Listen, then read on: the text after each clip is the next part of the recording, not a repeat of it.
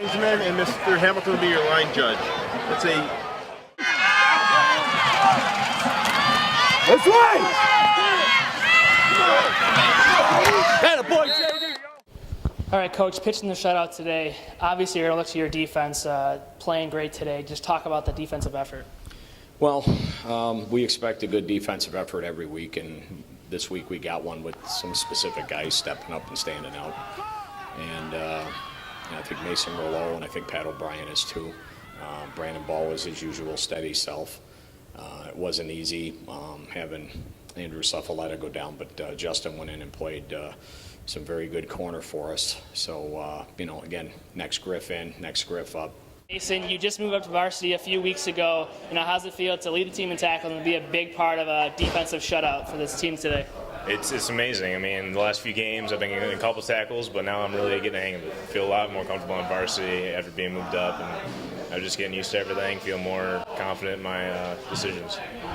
You've kind of emerged as the starter at middle linebacker, kind of anchoring the defense. Just talk about your defensive performance today. Thanks, Dave. But we did really good. We got really amped up, and we all went after the ball, and we were super aggressive and played Springville football. We hit.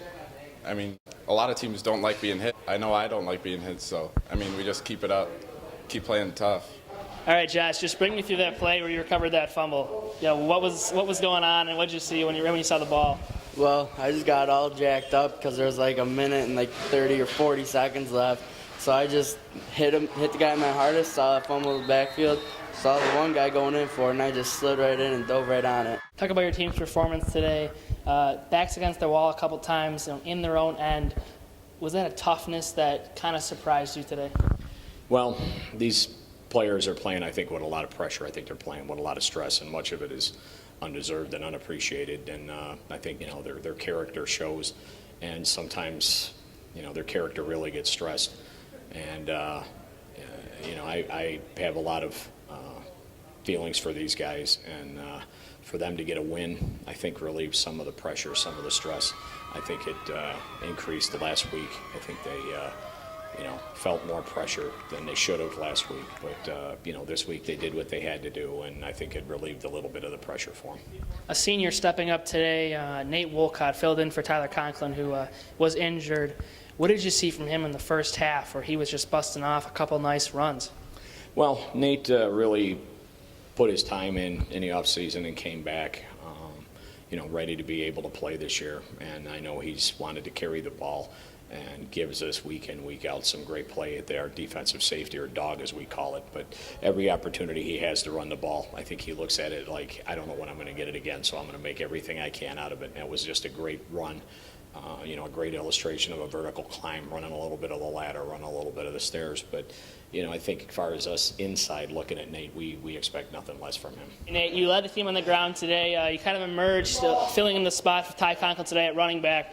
What did you do today on the ground that was really key to you just feeling comfortable out there, running all over East Aurora tonight? Well, honestly, it was a big part for the blocking. The other slot back, Ethan Benz, had some great blocks, and really thanking the line.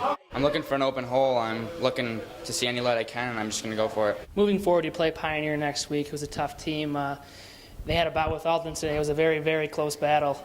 What do you think you guys have to do to take down the Pioneer next week? Well, they're the neighbors, and we have a long history with them, and we expect physical football, and I think they expect physical football from us. What either's able to do beyond that, we'll see. But I think I would expect it to be a physical game, and it's over at their place, and that's probably the shortest ride we have by far anywhere we go. So we'll be back to work tomorrow morning, and we'll begin our game planning for Pioneer, and Friday will be here soon enough.